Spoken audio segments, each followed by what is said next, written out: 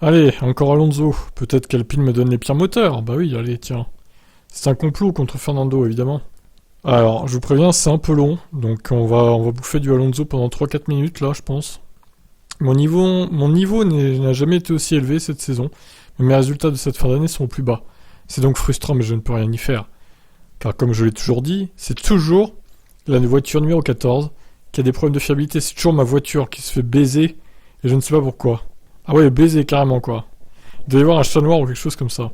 À 20 tours de l'arrivée, je perds un cylindre qui me privait de 20% de puissance moteur. J'étais alors 20 secondes devant les McLaren et mon coéquipier. Ma course était exceptionnelle jusque-là. Ça va, les chevilles, Fernando? Ma course était exceptionnelle. J'étais vraiment le meilleur pilote du plateau à ce moment-là de la course. Austin et le Mexique ont été mes deux courses les plus performantes en termes de rythme. C'est une bonne chose que le moteur finisse par casser. Au moins, nous avons stoppé la voiture et on n'a pas eu besoin de rester en piste. J'en étais à 60 points perdus cette année, donc ça fait 66 désormais.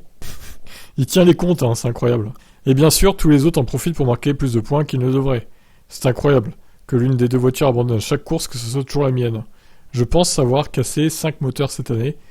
Puis, il y a aussi eu le problème en qualif en Australie, puis en Autriche, où je ne pouvais même pas prendre le départ du sprint.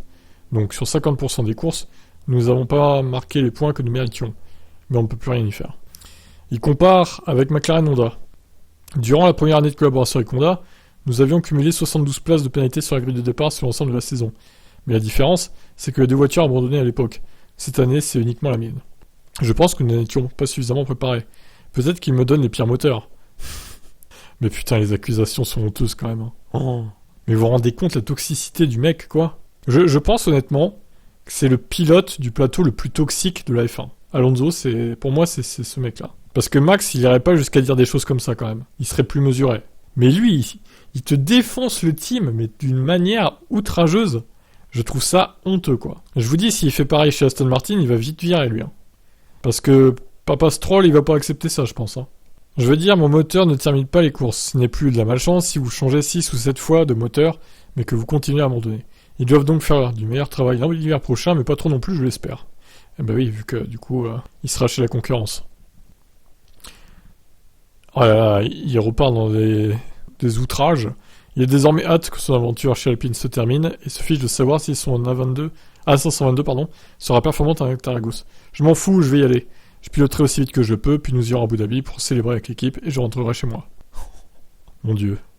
Sauf Noir, s'agissait d'un problème moteur. Ce ne sont pas les mêmes personnes qui préparent le moteur d'Esteban et celui de Fernando.